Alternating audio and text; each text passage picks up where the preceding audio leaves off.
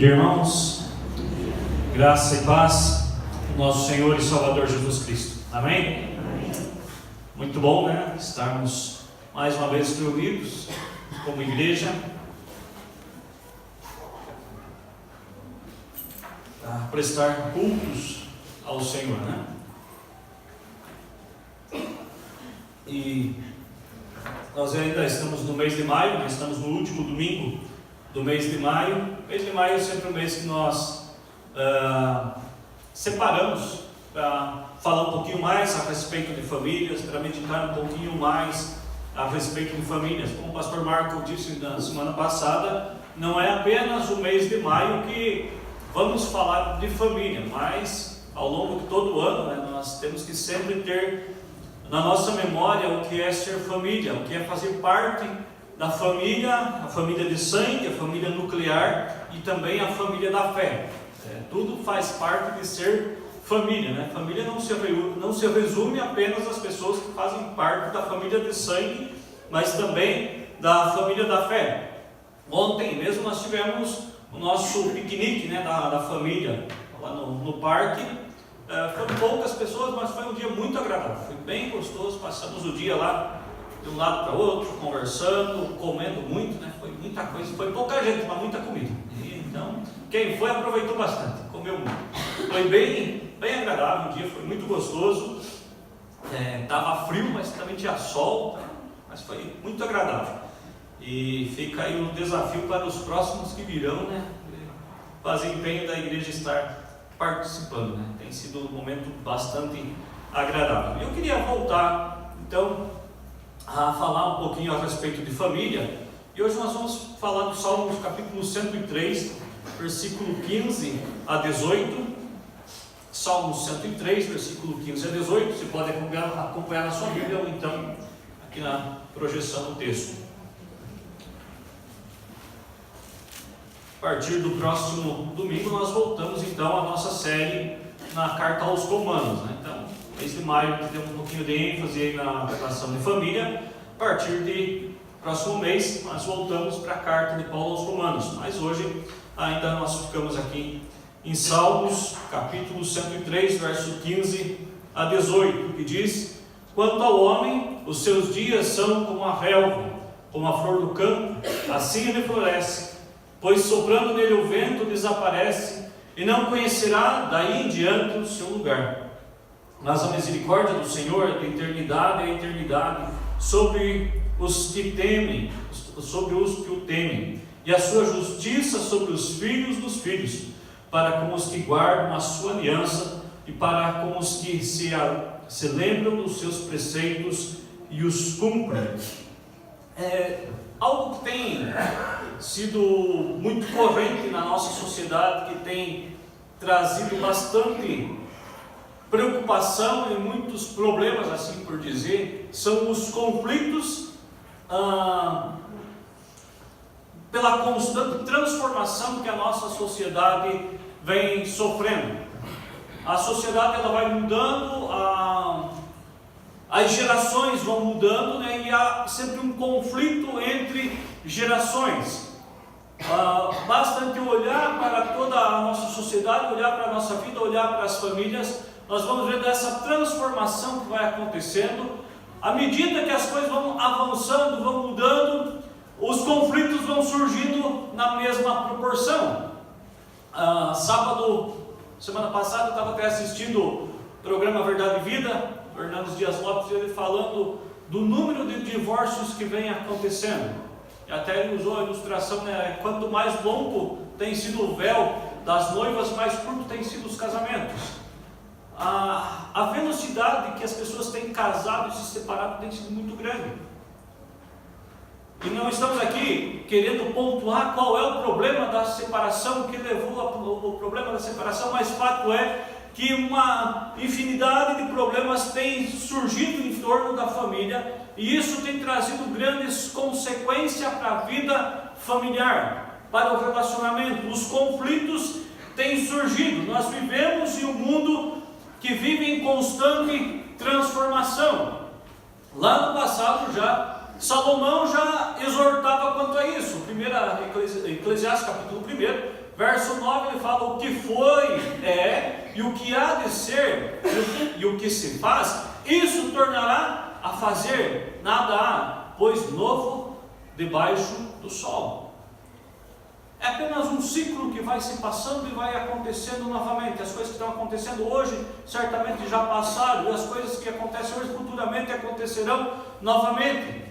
Quando nós olhamos para algumas coisas que acontecem no nosso cotidiano, acontecem na nossa vida, voltamos para a história bíblica, voltamos para o passado, nós vimos que aconteceram em alguns casos até em maior intensidade do que acontece hoje.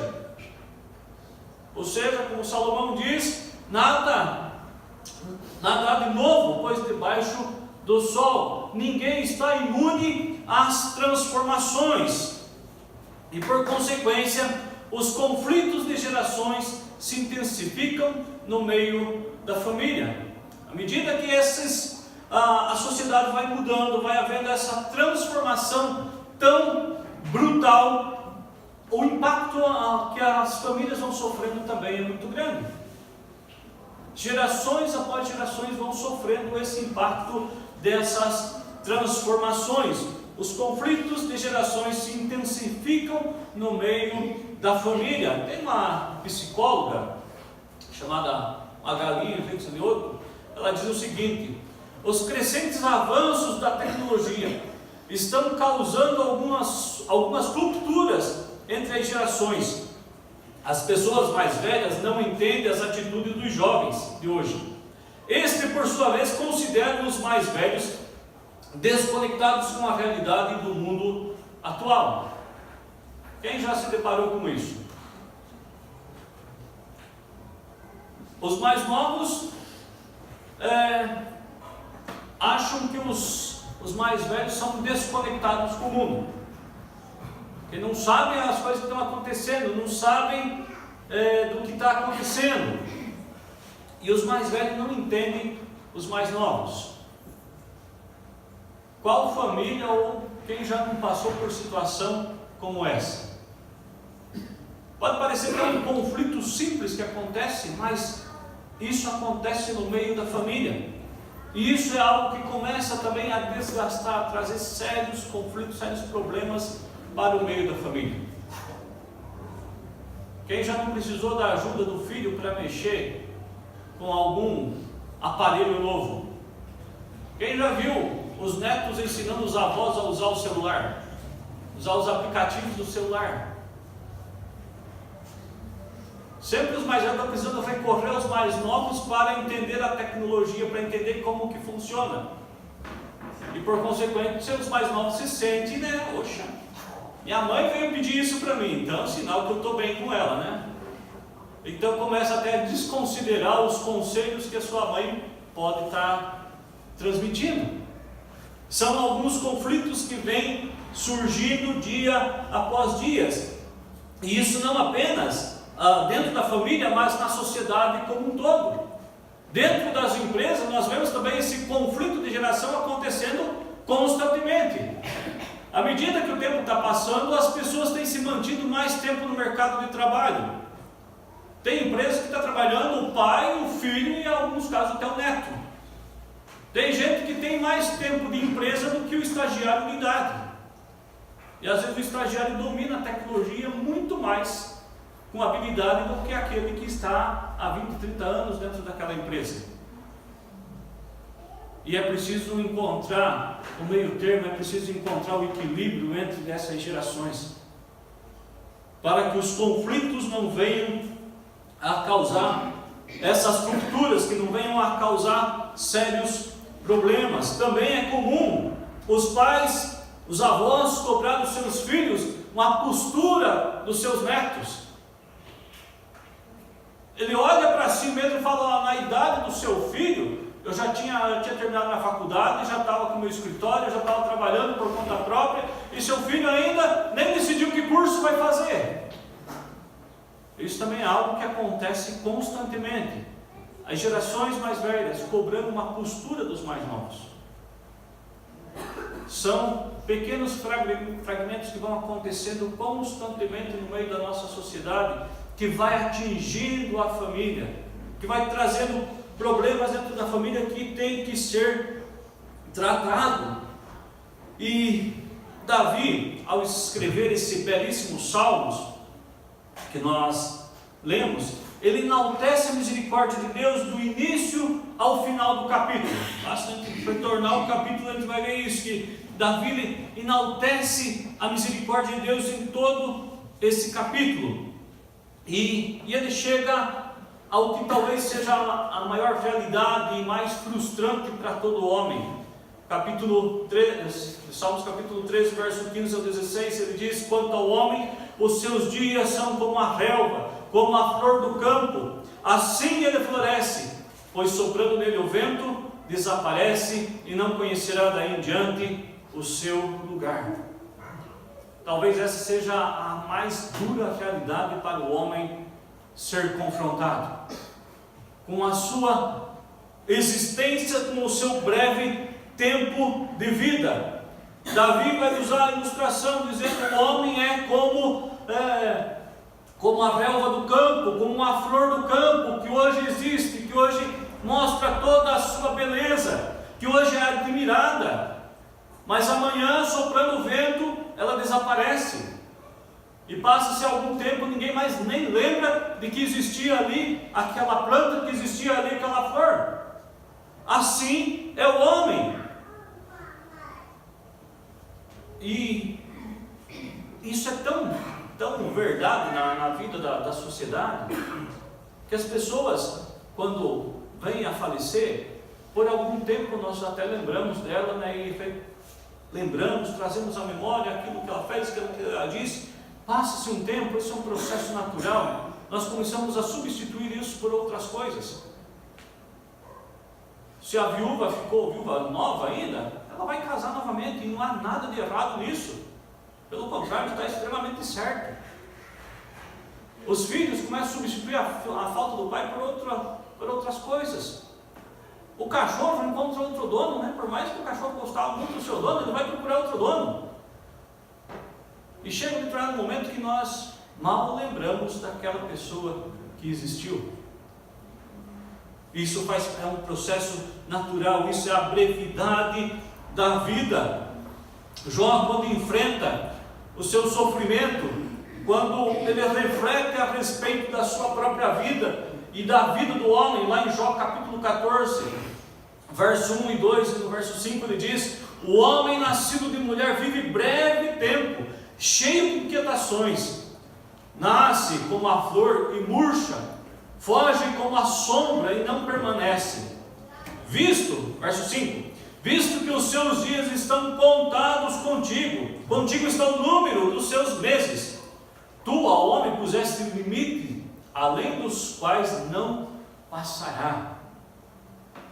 Isso o próprio Jó, sofrendo, literalmente apodrecendo vivo, com todas aquelas chagas pelo corpo, e ele medita, ele reflete sobre a vida do homem, e até se defendendo das acusações que os seus amigos estão fazendo, dizendo: ó Jó, você deve ter pecado, você deve ter feito alguma coisa que desagradou a Deus, por isso você está sofrendo dessa forma. E ele então reflete tudo isso e chega a essa conclusão, que o homem nascido de mulher vive breve tempo, cheio de inquietações, cheio de angústia, nasce como a flor e foge como a sombra, não permanece.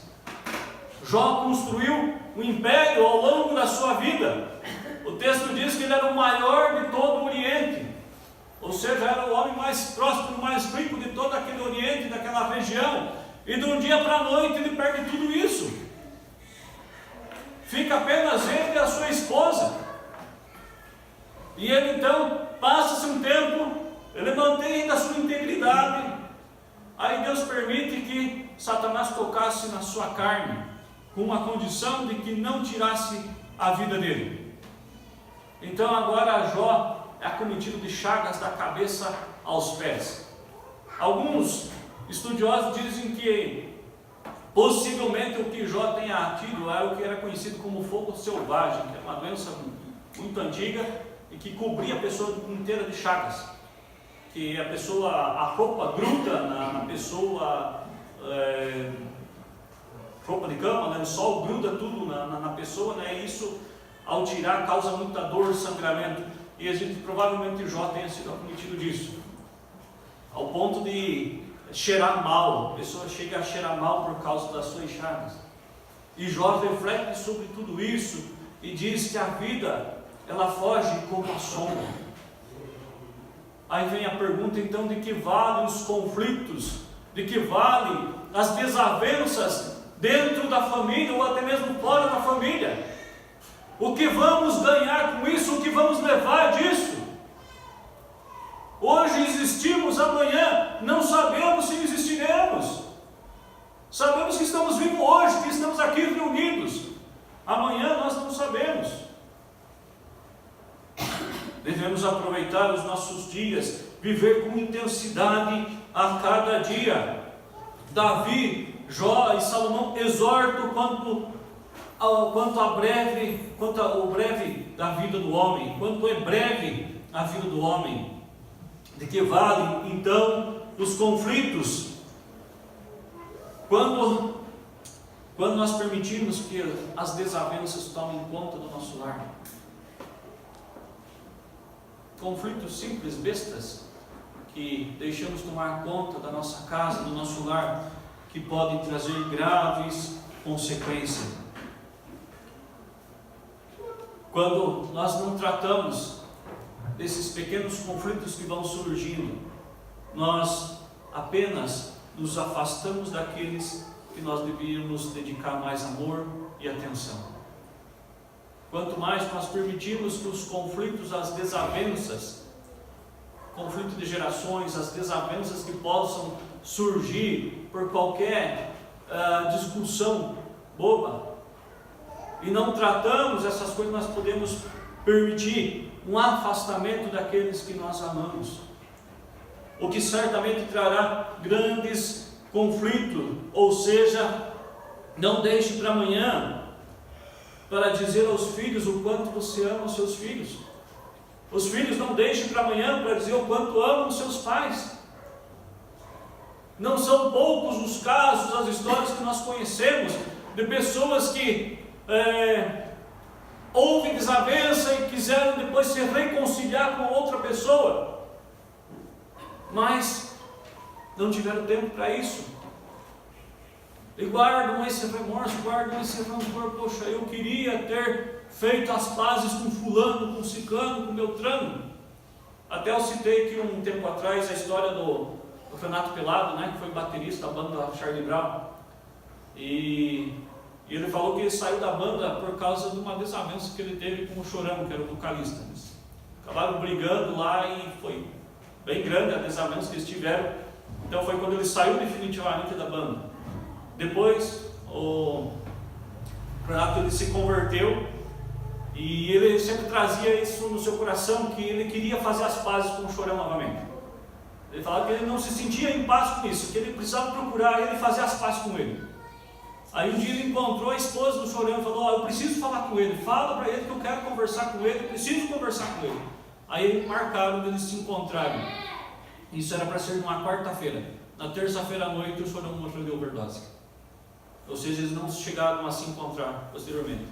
E ele lamentava isso, ele falou: eu poderia antes disso ter ido procurar ele e não fui. Eu poderia ter ido antes, em momento antes, procurado ele e me reconciliado com ele. E não fui.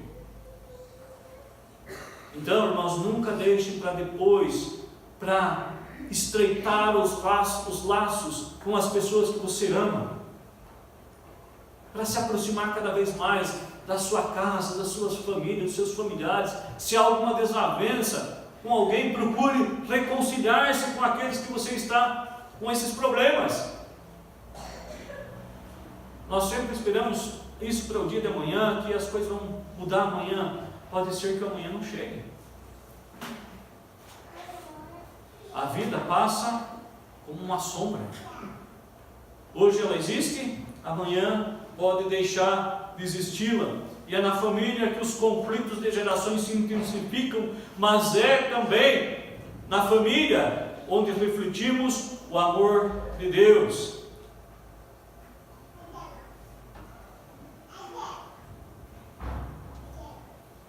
não há como ficar passivo e inerte diante dessa realidade. Em algum momento os mais velhos terão que se envolver com as tendências, ou serão envolvidos por elas. Essa é a mesma psicóloga que a gente citou anteriormente, ela chega a essa conclusão, diz: não há como ficarmos passivos diante da realidade.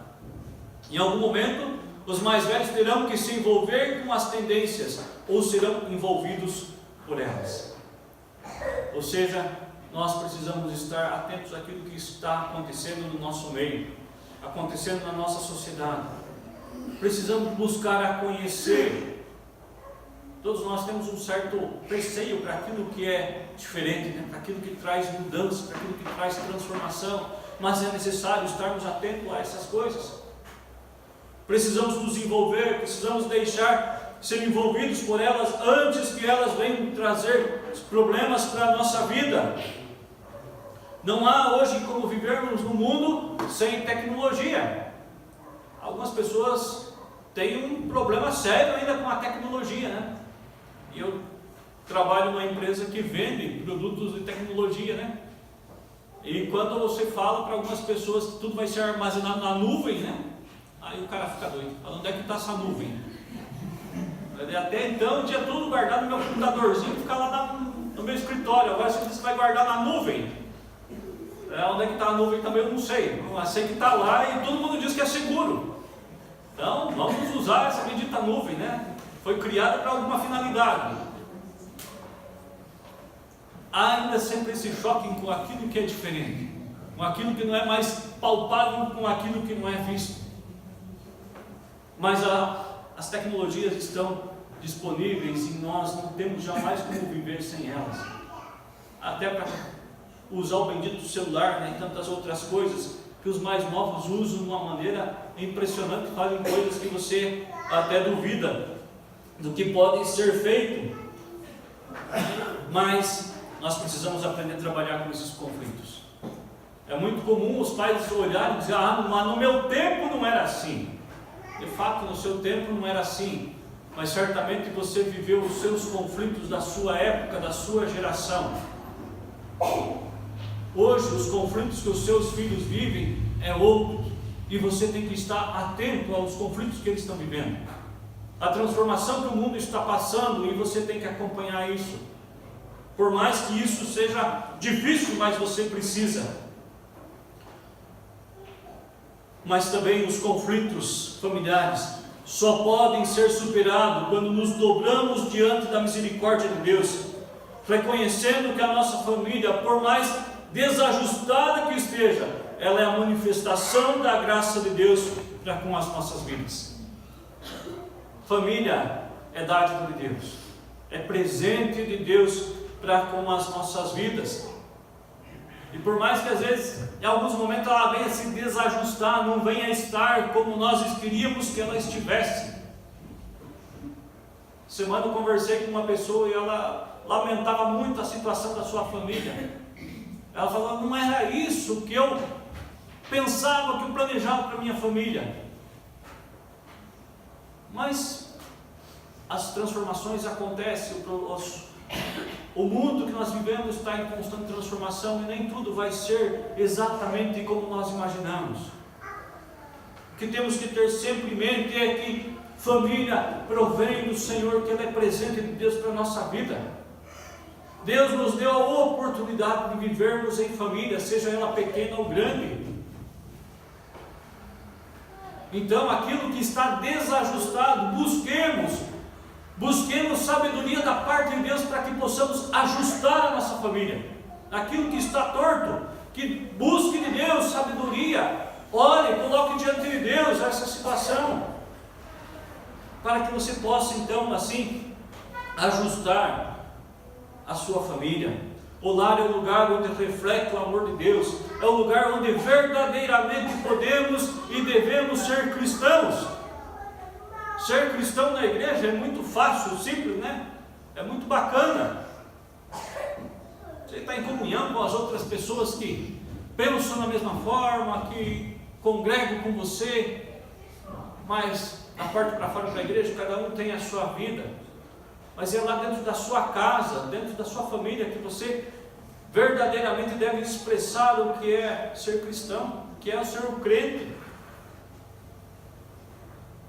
É lá no meio da sua casa que você deve verdadeiramente ser crente. É lá que você deve consagrar a sua família, que você deve orar por eles. Ainda que eles não estejam acompanhando você na igreja, mas é lá que você deve orar por eles. É lá que você deve aconselhá-los. É lá que você deve abraçá-los e, se necessário, chorar com eles. Chorar por eles.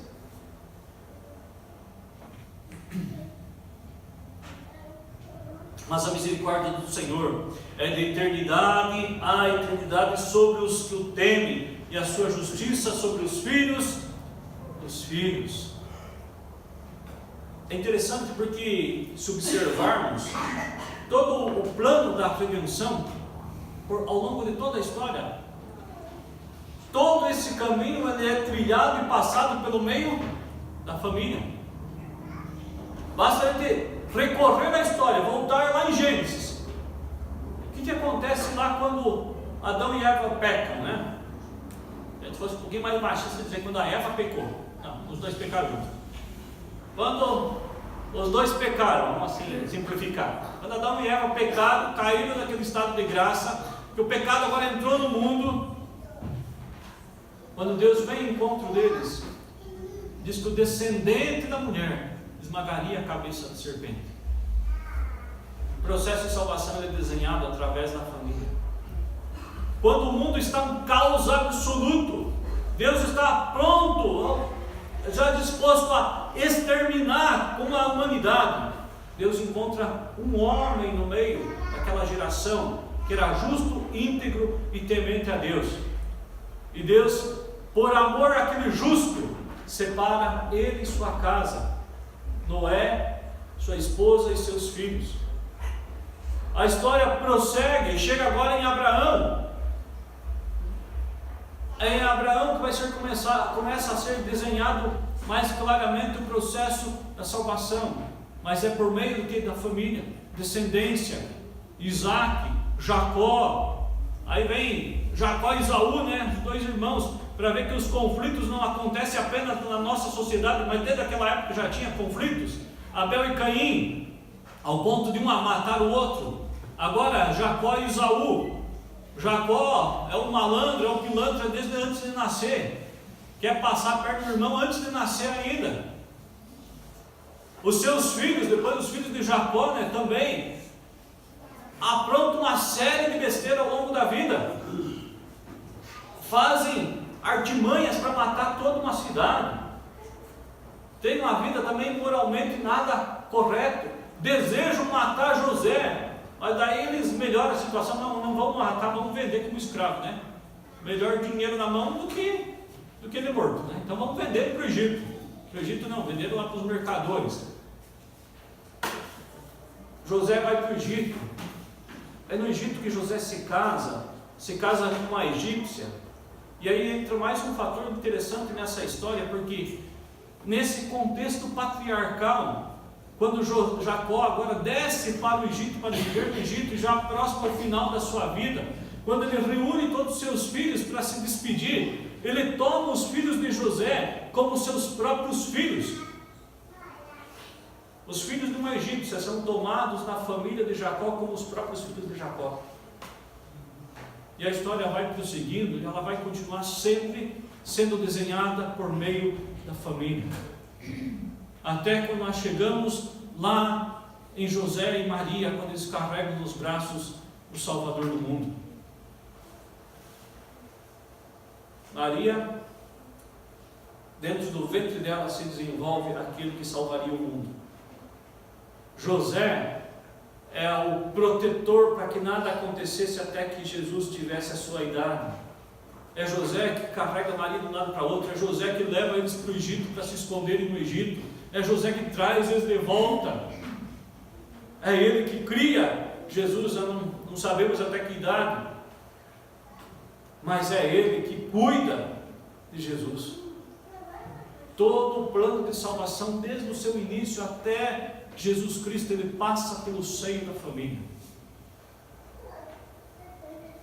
Não há como não dizermos que a família é projeto de Deus, é bênção de Deus para a vida do homem.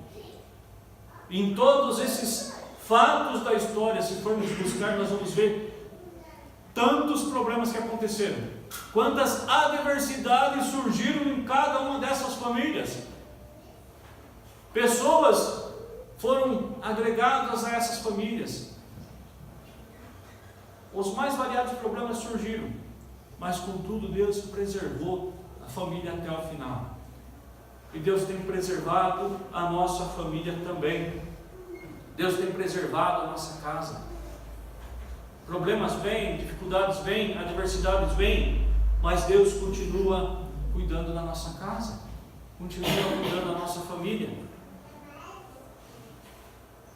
Há necessidade de a cada dia consagrarmos a nossa casa ao Senhor, orarmos pela nossa família.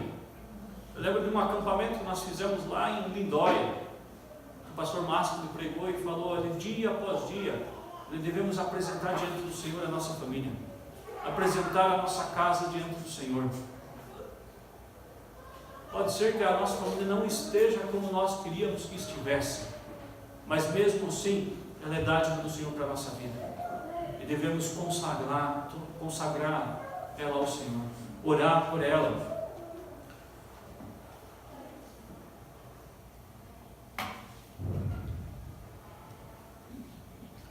Os conflitos, as crises na família podem ser superados, porque sobre a nossa família está a bênção do Senhor, que é refletida dos pais para com os filhos.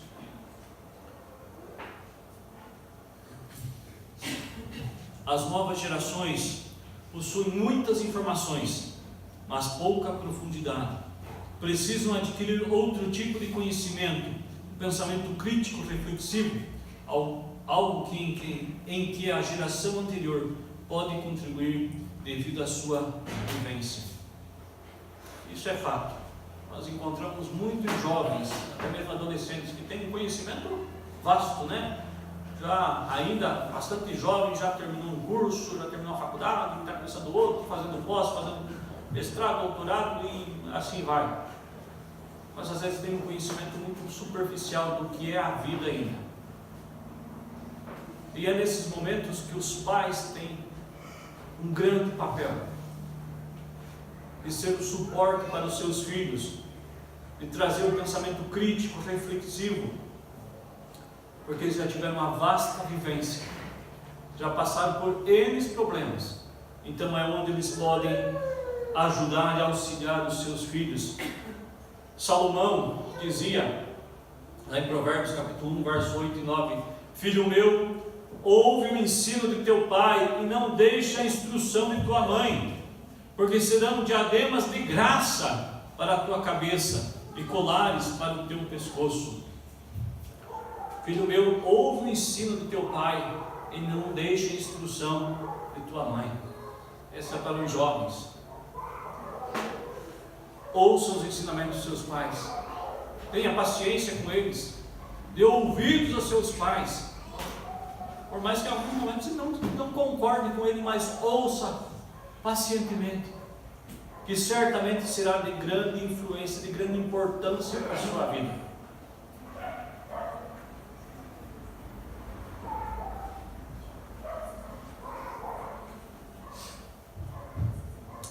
Quando a aliança de Deus é preservada, a justiça de Deus se manifesta sobre a família. Salmos capítulo 103, verso 18, para com os que guardam a sua aliança e para com os que se lembram dos seus preceitos e os cumprem. A Bíblia está cheia de referências que apontam para o desejo de Deus, que Deus sempre teve em abençoar a família. Assim como os pais desejam ser bênção para a vida dos filhos, Deus sempre desejou abençoar a família. Como dissemos, todo o processo de salvação é desenhado por meio da família. É um projeto de Deus, é plano de Deus para as nossas vidas, família. Aí, lá em Salmos capítulo 128, De 1 a 4 vai dizer: bem-aventurado aquele que teme ao Senhor e anda nos seus caminhos, do trabalho de tuas mãos comerás, feliz serás em tudo que irá bem. Tua esposa no interior de tua casa será como uma videira frutífera, teus filhos como o rebento da oliveira à roda da tua mesa. Eis como será abençoado o homem que teme ao Senhor. O Senhor te abençoe desde Sião, para que vejam a prosperidade de Jerusalém durante os dias da tua vida, e veja os filhos de teus filhos, paz sobre Israel. Bem-aventurado aquele que teme ao Senhor e anda nos seus caminhos. Assim como a palavra de Deus nos exorta os filhos para ouvirem aos seus pais, considerarem, ponderarem aquilo que seus pais ensinam, também a palavra de Deus exorta os pais a serem tementes ao Senhor, a temer ao Senhor e buscar sabedoria do Senhor para ser bênção para a vida da família. O segredo de uma vida abençoada, de uma família abençoada, é uma vida dedicada em obediência reverente à vontade de Deus. Não somente a família, mas também ver a própria família em si mesma como bênção oferecida aos homens. Quando nós tememos a Deus, quando nós temos a palavra de Deus como única regra de fé e prática para a nossa vida, quando nós olhamos para a nossa família, nós vemos ela como dádiva de Deus para a nossa vida, como responsabilidade também para com a nossa vida. É a nossa família que Deus deu para que possamos cuidar, amar, zelar, ensinar o caminho que ele deve andar, que os filhos devem andar. Isso eu já falei várias vezes aqui, né? Não é apenas ensinar a rua que leva à igreja, mas é preparar os filhos para a vida, instruir os filhos para a vida, porque ainda quando forem velhos, não se desviarão dele. Ainda que as coisas tumultuem lá no fundo do coração, os ensinamentos dos pais latejam no coração dos filhos. Uma mãe certa vez me disse que o filho chegou um momento da sua vida que se declarou ateu, e hoje ele diz: ó mãe, eu tenho orado.